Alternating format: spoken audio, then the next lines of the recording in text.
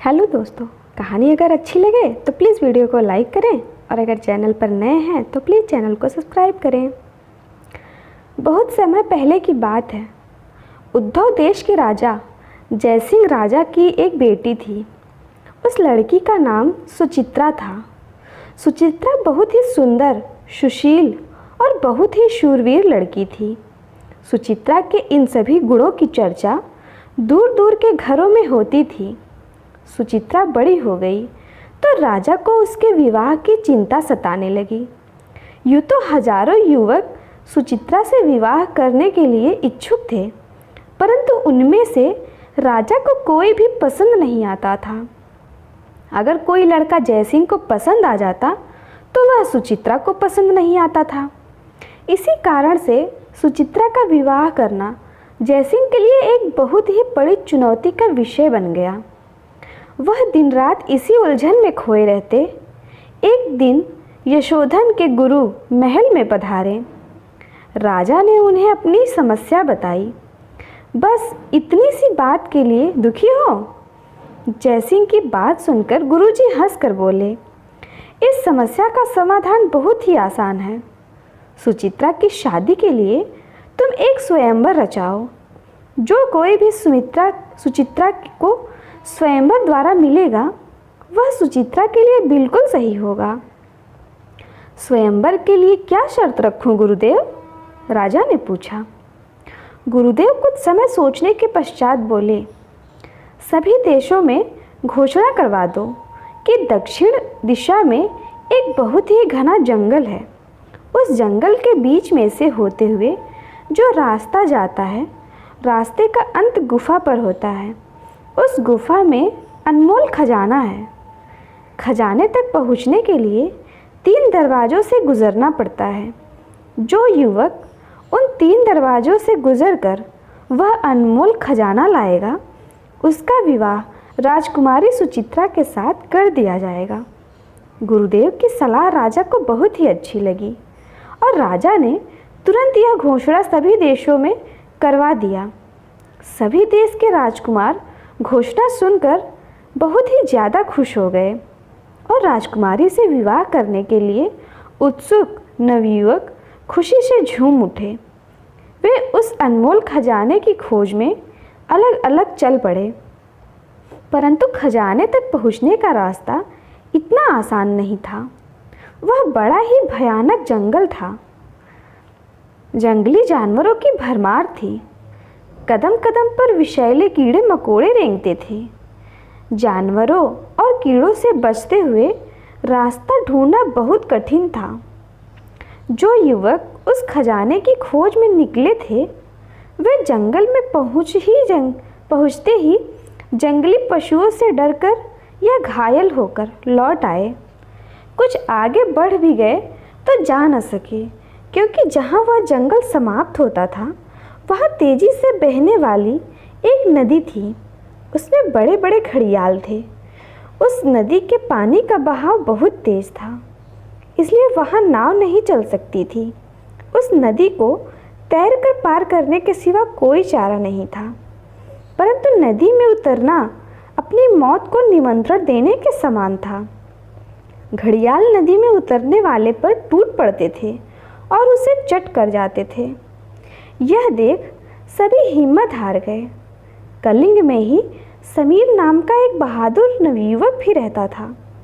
उसने घोषणा सुनी तो उसके मन में भी राजकुमारी को पाने की इच्छा जागी।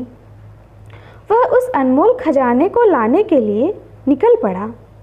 जंगल से गुजरते हुए उसे भी उन्हीं मुसीबतों का सामना करना पड़ा। रास्ते में उसे एक जगह एक सांप ने डस लिया। बड़ी मुश्किल से उसने विष उतारा।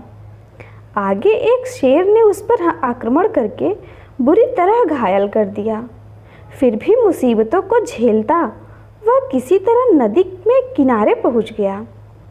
नदी के किनारे पहुंचते ही उसे नदी में कई घड़ियाल तैरते नजर आए, परंतु उसने हिम्मत दिखाई। अपनी तलवार मजबूती से थाम वह नदी में कूद गया। नदी में कूदते ही उस पर कई घड़ियालों ने हमला कर दिया। समीर अपनी तलवार से उन्हें मारने भगाने लगा। वह तैरता हुआ आगे भी बढ़ता गया। उसे बहुत सारे घाव भी लगे। आखिर वह नदी के दूसरे किनारे पर पहुंच ही गया। नदी के दूसरे किनारे पर उसे एक बड़ा सा महल नजर आया। वह महल की ओर बढ़ा। महल के दरवाजे पर उसे एक तख्ती नजर आई। उस पर लिखा था, इस महल की हर चीज़ का मालिक मैं हूँ। मेरी अनुमति के बिना कोई भी इस महल की किसी भी चीज़ को छूने या उठाने का प्रयत्न न करे। वह उस पर लिखे शब्दों को पढ़ता है और महल के अंदर जाता है। तो वह महल के अंदर जाते ही उसकी आंखें अचरज से खुली की खुली रह जाती हैं। महल के चारों तरफ हीरे, मोती और सोना चांदी के ढेर लगे थे। उनकी रक्षा करने वाला वहाँ कोई भी नहीं था। महल के बाहर एक नाव थी। कोई भी उन हीरे और मोतियों को चुराकर उस नाव द्वारा आसानी से भाग सकता था, परंतु समीर ने इस बारे में सोचा भी नहीं। वह आगे बढ़ा। रास्ते में उसे एक बुढ़िया मिली। वह बुढ़िया सख्त घायल थी। समीर से बोली, हे बेटा, एक जंगली जानवर ने मुझे बुरी तरीके से यह जख्म दिया है। जख्मों में से लस्त पीड़ा हो रही है। कृपया मेरी सहायता करो। बुढ़िया की यह दीन दशा देखकर समीर को बहुत दुख होता है। वह भूल गया कि वह वहाँ किस लिए आया है। उसने बुढ़िया को उठाकर उसकी झोपड़ी में ले गया, जो कि बहुत ही पास में था। बुढ़िया को बिस्तर पर लिटाकर वह जंगल से जड़ी बूटियाँ जमा करने लगा, जिससे बुढ़िया का इलाज कर सके। जड़ी बूटियों से उसने मलहम बनाया और उसे बुढ़िया के घाव पर लगाया। उससे बुढ़िया को आराम मिला। वह बुढ़िया की सेवा में लगा रहा। जब बुढ़िया अच्छी हो गई तो उससे विदा लेकर आगे चल दिया। रास्ता समाप्त होने पर सामने ही गुफा थी। उसी गुफा में वह अनमोल खजाना था। वहाँ समीर को वे 3 दरवाजे कहीं नज़र नहीं आए, जिनसे गुजरकर खजाने तक पहुँचना था। वह गुफा में पहुँचा तो उसे गुफा में कोई खजाना तो नहीं मिला, केवल एक पुस्तक मिली जिस पर लिखा था, मैं ही अनमोल खजाना हूँ। समीर उस पुस्तक को लेकर लौट चला। महल तक पहले ही खबर पहुँच चुकी थी कि नवयुवक राजा का इच्छित बहुमूल्य खजाना लेकर आने में पास हो गया है। महल में उसके स्वागत की तैयारियां होने लगी। समीर महल में पहुंचा तो ये राजा यशोधन और राजकुमारी सुचित्रा ने उसका स्वागत किया। वहां गुरुदेव भी उपस्थित थे। समीर ने उस किताब को राजा के हाथों में सौंप दिया और उस पर बीती सारी बातों को राजा को बता दी। यही बहुमूल्य खजाना है जय सिंह। समीर की बातों को सुनकर गुरुजी बड़े ही प्रसन्न मन से बोले, यह युवक ही सुचित्रा से शादी करने के लिए सही है। परंतु गुरुदेव, जयसिंह राजा आश्चर्यजनक होकर बोले, इस युवक ने तो उन 3 दरवाजों से होकर गया ही नहीं जिसका आप सबने चर्चा किया था, तो फिर कैसे यह पुस्तक बहुमूल्य खजाना हो सकता है? यह युवक उन 3 दरवाजों से गुजर चुका है राजन। यह पुस्तक ही अनमोल खजाना है। इसका नाम है जीवन, गुरुदेव ने कहा।